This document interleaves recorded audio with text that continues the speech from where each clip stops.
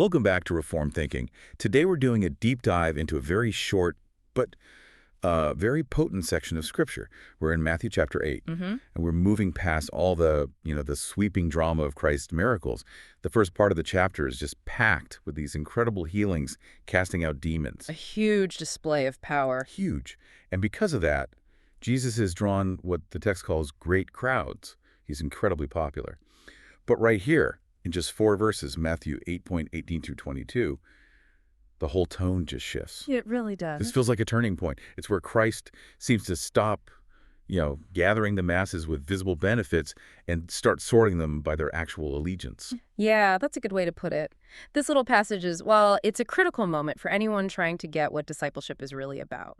We so often come to Christ looking for, specific things, healing, security, comfort, maybe just some clarity in our lives. Sure, the benefits. The benefits. And our mission today is to really get the stark difference between just admiring Christ for the good things he can give and actually submitting to him as the ruling Lord of your life. And that submission, as we're about to see, it demands that you immediately give up some of your most cherished things, your comfort and your desire to be in control of your own time. So this passage is a kind of filter. It is. It acts like a sieve, really. It tests the quality of the faith that people are professing. Okay, so let's get into it. The whole thing kicks off with a really, I think, a counterintuitive move from Jesus. This is verse 18. Right. Jesus has this incredible momentum, a huge, enthusiastic crowd. I mean, this is what every movement leader dreams of, right? And what does he do at the very peak of all this public excitement? He sees the crowd, and he gives an order to leave. Yeah. He commands departure to the other side. So my first question is why? Why would Jesus just deliberately walk away from his own soaring popularity? Because he refuses to let the crowd manage his ministry. That's what it comes down to. I mean, this is such a brilliant display of his authority. The crowds are pressing in, not because they fully get who he is, his kingdom identity. They're there because they want access. Access to the show. To the show, to the healing, to the advantage of being near this miracle worker. And Jesus' response isn't to accommodate them, it's to give an order. He commands movement. He demands obedience, departure. So right away, the first act of discipleship here isn't getting something good. It's doing something that seems, inconvenient. That's it, exactly. The command, let us go over to the other side, it immediately establishes that he is Lord. Not just over, the wind and the waves, which he's already shown, but over the direction and the schedule of the people who say they follow him. The crowds wanted a show that stayed in one place, a comfortable home base where all the benefits just flowed out. But Jesus commands a crossing, a breaking of camp, and move towards something uncertain. And that command itself is the first filter, isn't it? It just forces this immediate choice. I mean, it's one thing to press close to Jesus when he's handing out miracles. Sure. But what do you do when he gives an order that goes against what you expect, what's convenient or what's popular? And that's where the question just fundamentally changes right there on the shore. It stops being, can he heal my sickness? And it becomes something much deeper and honestly more threatening. It becomes, will I obey his command to move? Yeah. Matthew's structure here is just masterful. The very act of leaving the shore where Christ is popular and everyone loves him, that's the first quiet demand for actual surrender. Let's talk for a minute about what the other side even means. Geographically, we're talking about the eastern shore of the Sea of Galilee. And that area was, it was largely considered Gentile territory. Right. Much less friendly. Much less friendly or receptive than the Jewish towns where they were at that moment. So it stands for difficulty. It stands for vulnerability, a move away from the safety of, the established religious and social world. The other side is where the crowds get thin. Okay. If the crowds on this side love Jesus for the spectacle, the other side is where your allegiance gets tested in quiet difficulty. And, this pattern is all over the Old Testament. Whenever Israel was called to obedience, they were called to move. Think about Abraham leaving Ur. Oh, the Exodus. The Exodus across the Red Sea, the whole wilderness journey. Christ is bringing up that same kind of covenant challenge. He's demanding that your allegiance be proven right now in obedience, not just in, passive excitement. So this departure, it sets the whole stage. Jesus is beginning to sort out the people who are just curious from the ones who will actually obey. And this command to move is the door, and through it, 2 specific men step forward. And each one seems to represent a different kind of maybe half allegiance.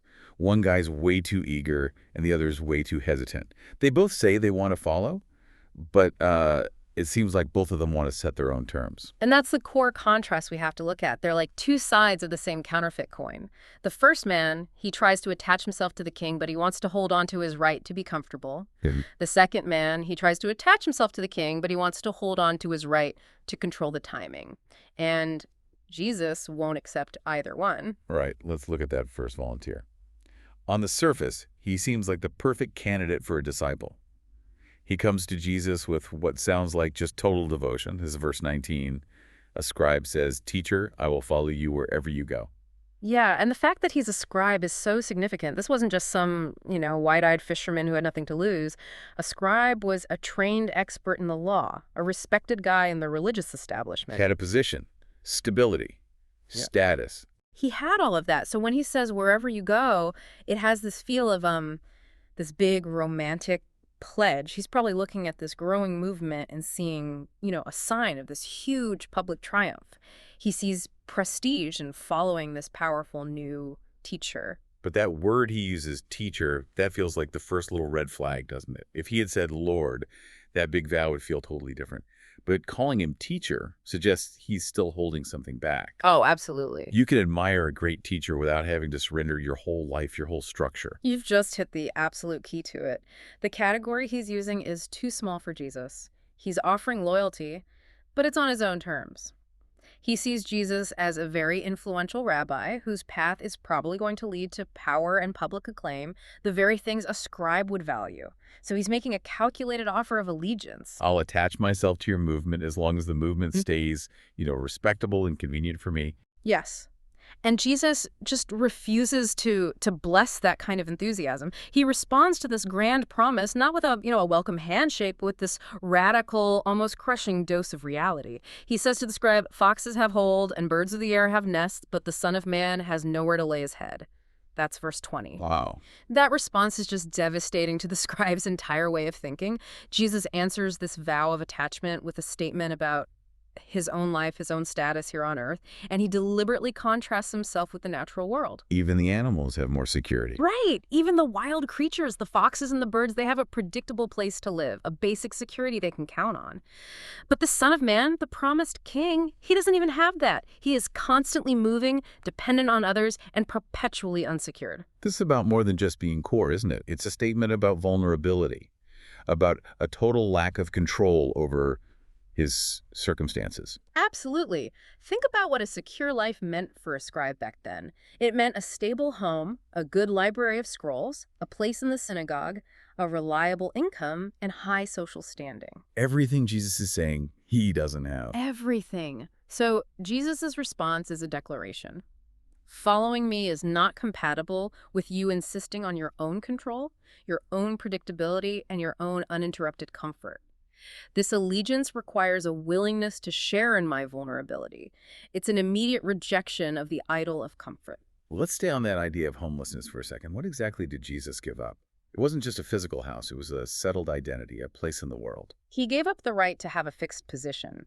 The King of Glory, the one who holds the whole universe together, is living day to day dependent on the provision of others, sleeping where he's welcomed, and sometimes not being welcomed at all. So the scribe comes, offering his reputation and his stability. And Jesus offers the scribe identification with a master who has given up both of those things.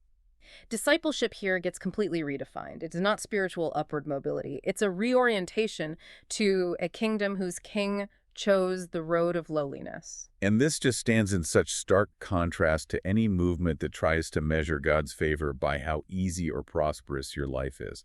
This speaks directly to a lot of modern distortions of the gospel. It does. I mean, look at certain teachings today, the kind that guarantee you visible, measurable success and comfort if you're just faithful enough. Yeah. They promise a life where trials are the exception, not a normal feature.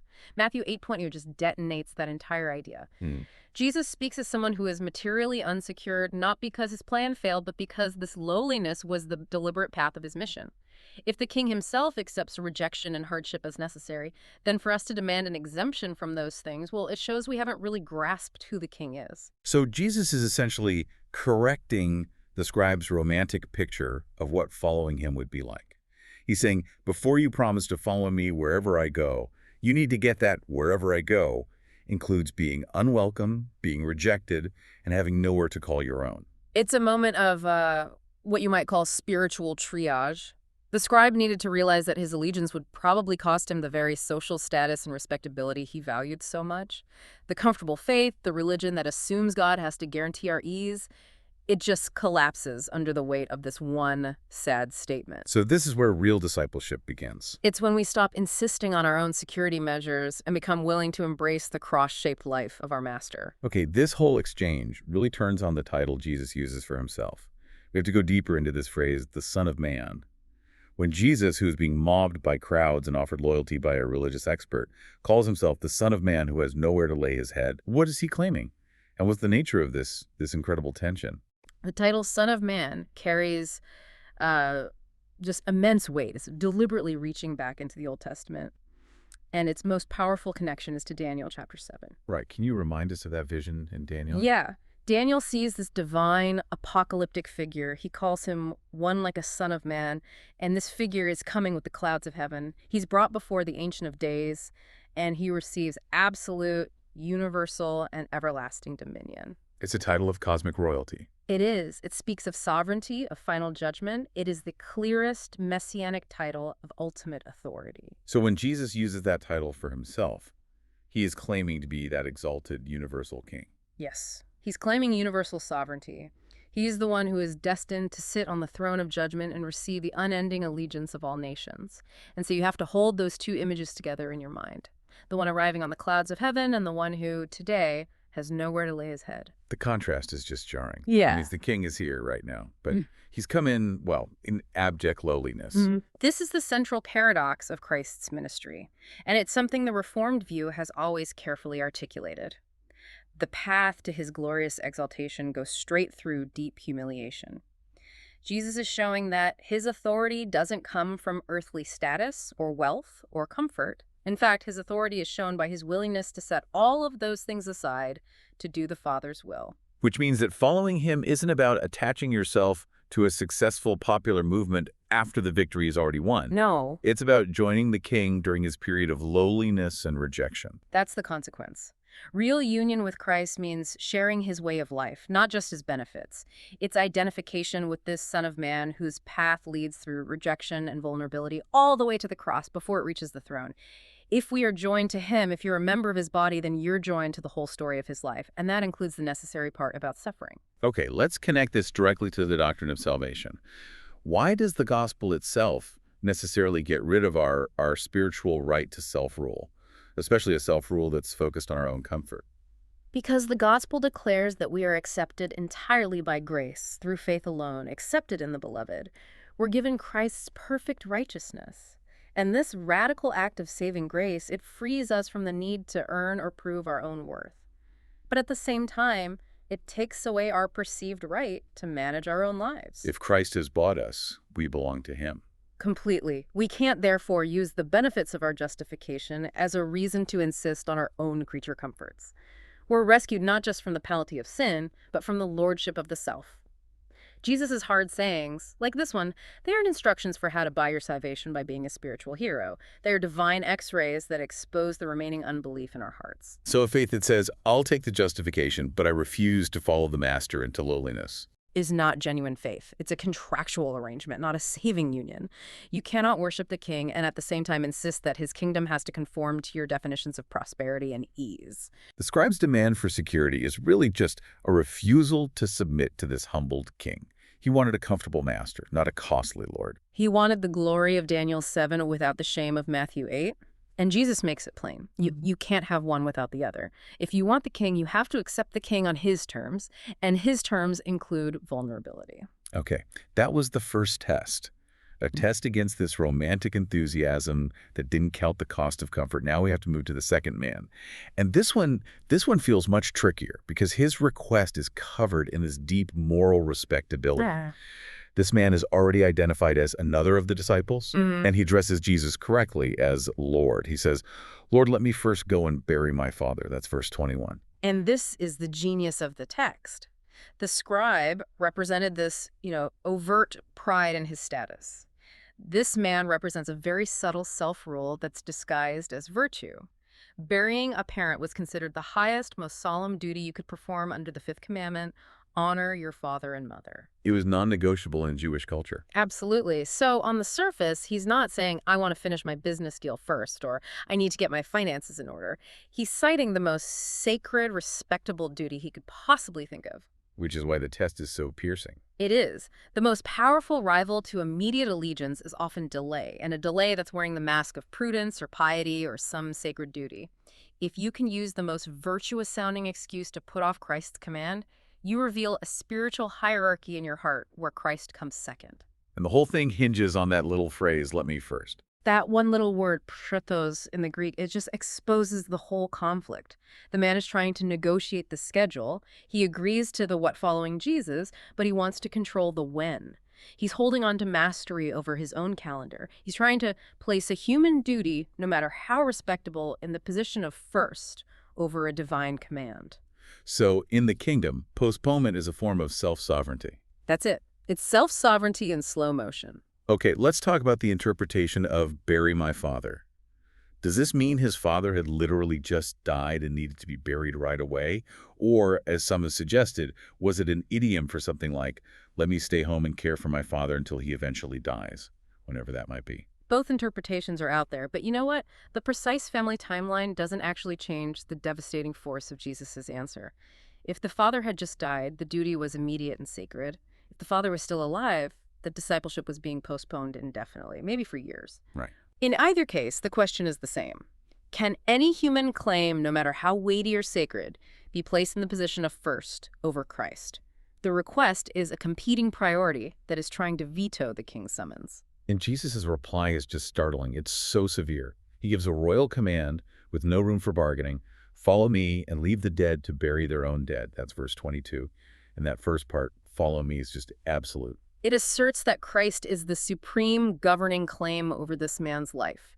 His call is not just one more duty to be scheduled in with all the others. It is the center, and all other duties have to be arranged around it.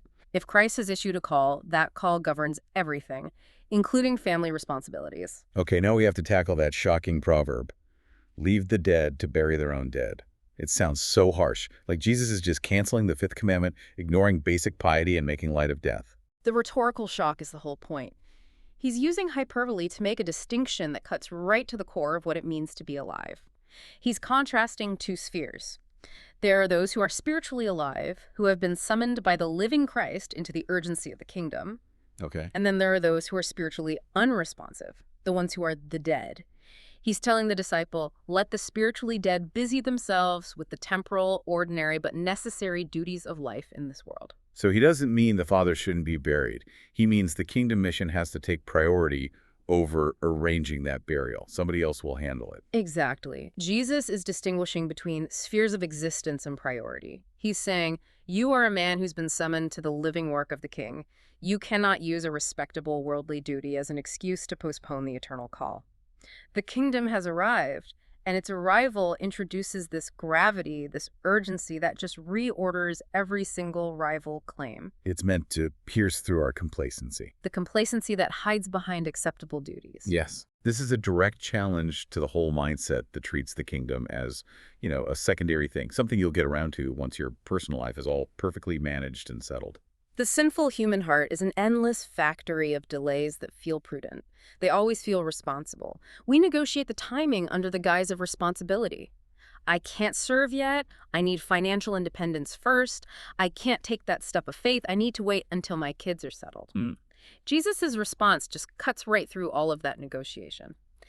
The man called Jesus Lord, but the word first showed that his own self still had sovereignty over the calendar.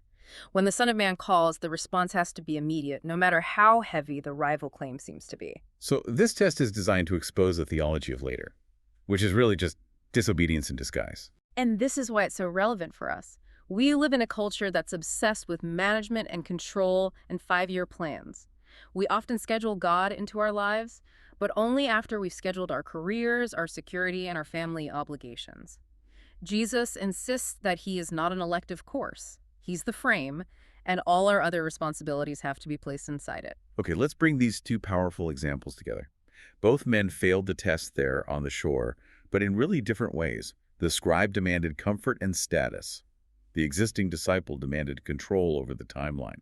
How do these two failures define the two great counterfeit forms of allegiance? Well, they expose the two main ways the sinful heart tries to hold on to self-rule while still looking pious. Both men wanted the benefits of being with Christ. The scribe wanted the reputation, the disciple wanted the blessing of the king, but neither one was willing to actually surrender his own sovereignty. So let's synthesize the first type. Let's call it comfort-preserving discipleship. This is the kind of allegiance that loves the idea of the kingdom but runs from the lowliness of the king. It's attracted to the miracles, the big crowds, the potential prestige of being part of a powerful movement. This person is willing to talk about sacrifice in these big, sweeping terms wherever you go, but they have an internal, non-negotiable contract that says life has to stay stable, respectable, and comfortable. So their faith is basically conditional. It depends on their life staying easy. Precisely. This counterfeit wants the crown, but not the cross. It confuses God's favor with constant convenience, and it treats any hardship as a sign of spiritual failure. And Jesus just shattered that illusion by pointing to his own path of lowliness. If the king chose to be homeless, then the disciple has no spiritual right to insist on a predictable path toward wealth or social security. This allegiance demands that we give up our claim to comfort and predictability. Yes. Okay, now the second type, delay-preserving discipleship. This one is, I think, more insidious. It uses the language of courtesy and duty, but the heart keeps the ultimate sovereignty over the clock. Let me first is the declaration of a rival throne. This counterfeit allegiance says it accepts Christ's authority in theory, but it pushes the actual doing of it to some indefinite later date, usually when all the worldly obligations, which are the real priority, have died down. It's the trap of spiritual procrastination, but it's all dressed up to look like prudence. Indeed. The man uses his sacred family duty as a shield to protect himself from immediate obedience. And this kind of allegiance leads to a kind of spiritual deathliness, because the disciple spends all their best time and energy managing the priorities of this world, and they only leave the leftovers, the margins, for the Lord. And Jesus' response asserted the absolute urgency of his command. The gospel call is always immediate. The time for following is always now. So the bottom line, then, is that both men were trying to manage the terms of their relationship with Christ. They tried to keep the spiritual rewards while refusing the central demand of real allegiance, which is the total surrender of their own self-sovereignty. Allegiance to Christ is not a conditional attachment. It's a complete reordering of your life, where every rival first gets kicked off the throne. The demand is costly because our king's path was costly. It's urgent because the king's call is always today. Real discipleship doesn't begin when the crowd is cheering. It begins when Christ commands departure and when we accept his terms, no matter what it costs our comfort or our schedule. Okay, so we've laid out the biblical case against these two forms of self-rule. Let's shift now to the practical pastoral confrontation with these idols in our own lives today. Let's try to ground this with some specific modern dilemmas. The lordship of Christ is the doctrinal key here. Since grace has rescued us from self-rule, our lives are not our own management project anymore. And so pastors, and all believers really, have to be on guard against two big distortions. The popular one that denies the necessity of suffering, that's the idol of comfort, and the respectable one that denies the necessity of immediate obedience, that's the idol of timing. Let's start with confronting the idol of comfort, and let's tie it back to the Son of Man having nowhere to lay his head. How does that reality challenge, say, modern careerism or this idea of platform building that you see even within Christian circles? Well, it forces us to completely rethink what success and blessing even look like. The scribe wanted to join a successful, settled enterprise. Today, you often see leaders who prioritize stability, reputation, and growing their platform over an act of obedience that might lead to controversy or opposition, or even a reduction in their influence. If following Christ means being aligned with a rejected Messiah, then we have to be very plain that reputation, opportunities, and worldly ease are not guaranteed. In fact, they may often have to be forfeited. Can you give us a concrete modern scenario for that? Sure. Consider the decision to take a very lucrative, high-pressure job that, requires frequent moral compromises, or maybe it just makes meaningful engagement with your church and your family impossible. Often, we justify that kind of choice by saying, well, I need to secure myself first. I need the money so I can do ministry later. That's the scribe's mentality. It's the scribe's mentality, exactly. Pursue worldly security before submitting to the demands of the king. But the king himself declared his willingness to be utterly unsecured for the sake of his mission. So if our security, financial or professional, has to be guaranteed before we'll obey, then comfort has become our real king. And this also affects how we interpret hardship. When a difficulty or a trial comes, let's say you lose your job or you get sick, the comfort-preserving faith often just collapses. It starts bargaining with God, assuming the trial must be a mistake or a sign that God has failed. That's the proof that the idol is there. Scripture, especially when you look at it through a lens like the Westminster Confession's teaching on providence, it guides us to see trials not as abandonment, but as fatherly care and sanctifying discipline. Hebrews 12 tells us that hardship is a feature of being owned by God, and it's intended to conform us to Christ's image. So a real disciple interprets loss differently. A disciple whose allegiance is genuine will interpret loss through the lens of Christ's own lowliness, recognizing that the road to glory runs through humility. Okay, let's switch now to the idol of control, or delay, anchored in that let me first mentality. This one seems like the greater, more subtle danger, especially in our hyper-scheduled, achievement-driven Western culture. It is the greater danger because it sounds so reasonable. The man in the story used filial piety, the sacred duty of family, as his shield.